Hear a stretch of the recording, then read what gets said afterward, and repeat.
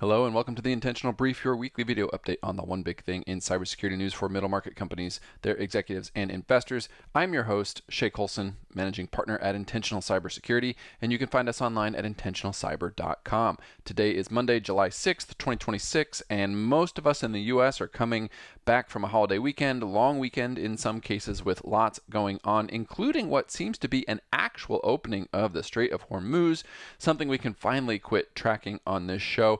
What we can't quit tracking, however, is the advance of adversarial techniques and AI, and especially their confluence, which is what we're going to cover this week.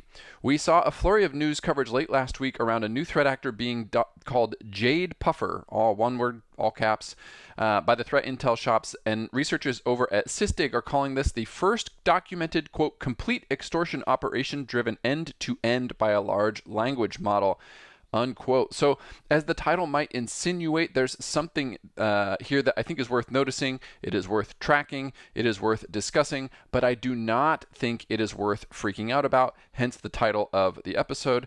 And so let's spend a little bit of time to baseline on what was observed and why we think it's a shift. So the Sysdig team considered this an agentic threat actor as opposed to a human-powered operation, and they note a few behavioral characteristics worth flagging, namely what they note as, quote, payloads that were self-narrating and contain natural language reasoning, target prioritization, and the kind of detailed annotation that human operations don't often write, but LLM-generated code produces reflexively.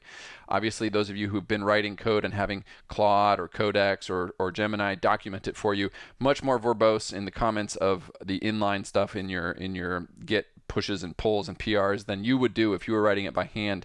Same thing was observed here. The Sysdig team also notes, quote, the operation adapted in real time, retrying failed steps within refined parameters in one sequence, and I think this part is important. It went from a failed login to a working fix in 31 seconds.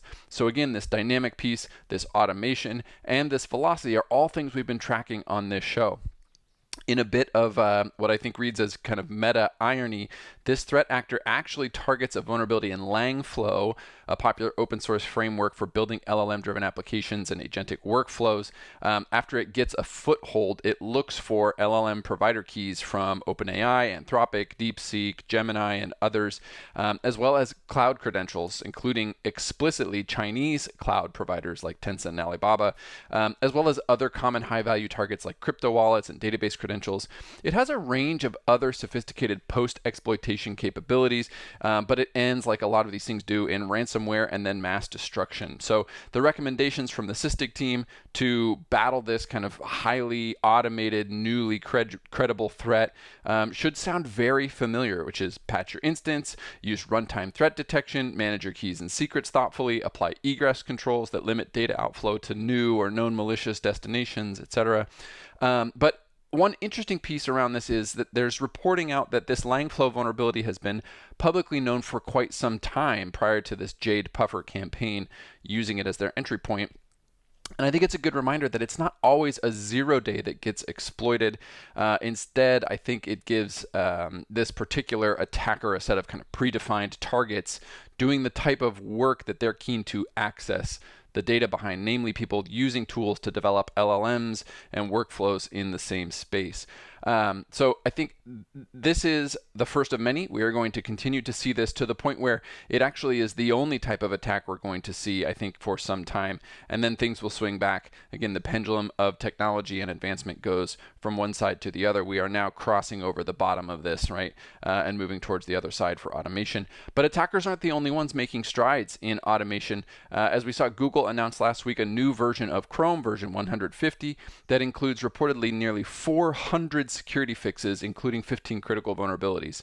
Obviously, these are things that they're able to find and fix leveraging AI tooling and then deploy out to the user base so that they can benefit from those things. But what you need to do, and we've been saying this for a while here on the show, is be able to keep up. Patching third-party packages like Chrome and Firefox and Adobe is neither easy nor glamorous, but it's going to become more and more necessary. If you have users who are a version behind, you have 15 criticals and 300 and change other vulnerabilities just waiting to be exploited on every environment in your system with that browser. So while we're here in this kind of first wave of new reality, realities and certainly of fear, uncertainty, and doubt, I would again encourage you to stay focused on what you can control, what you can protect, and what you think you can reasonably predict. Beyond that, there's very little that any pundit can tell you that's worth planning around. From a fundraising perspective, like SpaceX's IPO price, we have fallen back down to earth with the fundraising numbers showing a reasonable $5.9 billion in newly committed capital last week, led largely by Hamilton Lane, who raised $3.8 billion for their 6th direct PE fund. A reminder, you can find links to all the articles we covered in the comments section below. Back issues and written transcripts of these videos are at intentionalcyber.com, and we will see you next week for another edition of the Intentional Brief.